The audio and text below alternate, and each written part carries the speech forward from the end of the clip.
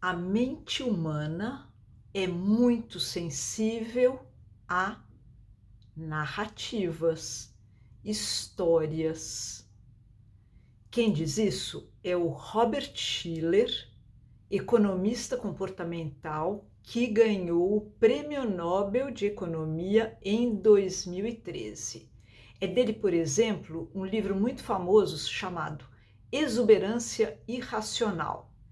Ele entende muito de bolhas do mercado financeiro e de finanças comportamentais, quer dizer, de comportamento do mercado financeiro.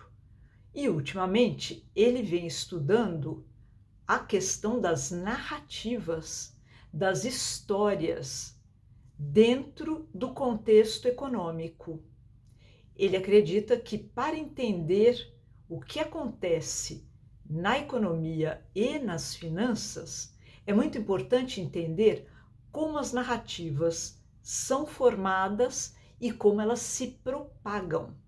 E ele usa um modelo interessante que é uma analogia com as epidemias, com o modelo epidemiológico que é usado na saúde.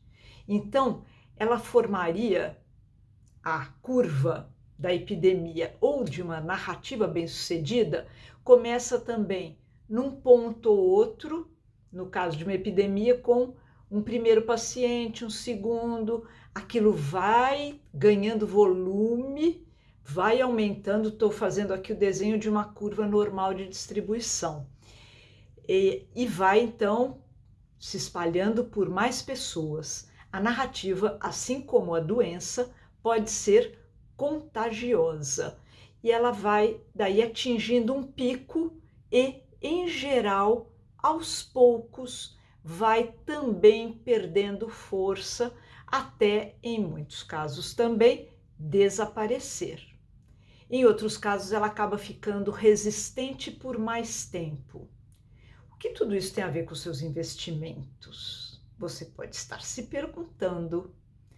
Muita coisa, porque o que leva você a fazer os investimentos que você faz e a não fazer todos aqueles outros?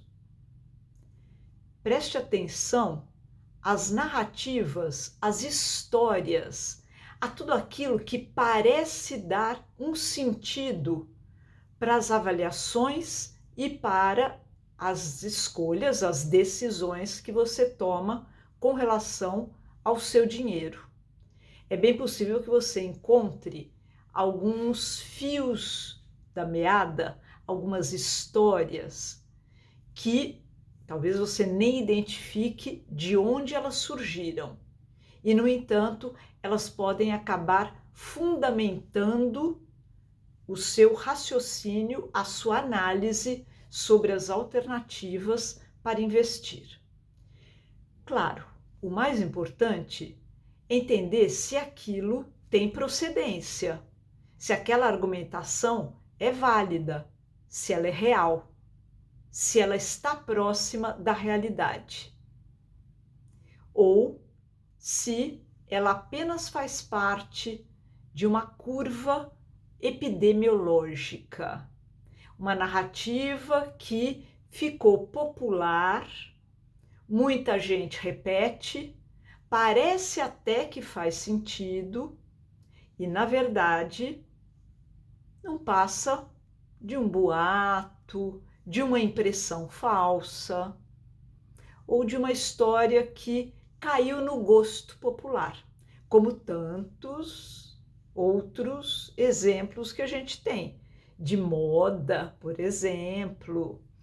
E, aliás, ele diz que a questão das narrativas nem tinha espaço na economia até mais ou menos 2010. Então é recente. Ainda assim, é muito pouco estudada dentro da economia. Por isso que ele vem dando essa contribuição, acaba de lançar um livro sobre isso, chama Economia Narrativa, mas ainda não está traduzido para o português. E eu acrescento que no começo do mestrado, o mestrado que eu fiz em psicologia social, 94, eu estou falando, foi quando eu comecei a ouvir mais sobre narrativa, dentro de discussões, naquela época, sobre a pós-modernidade. Aí falava-se muito das forças de narrativa. E é interessante pensar como 25 anos depois, 20 anos depois, essa discussão volta à tona e é um pouco fazendo a curva da epidemia, né? Começou lá atrás, há mais de 20 anos, ainda meio restrito a determinados círculos, e de repente agora todo mundo fala de narrativa. Parece que sempre esteve aqui, que sempre fez parte do nosso repertório, mas não é bem assim. Então, atenção, porque isso pode acontecer também com produtos financeiros. Acaba formando, através de histórias, uma curva parecida com a curva de uma epidemia. Tudo isso, é claro, também ajuda a entender um pouco a formação das famigeradas bolhas. O Robert Shiller falou sobre tudo isso no Congresso Behavioral Exchange sobre arquitetura de escolha e políticas públicas em Londres, no dia 6 de setembro de 19, em primeira mão para o Valor Invest.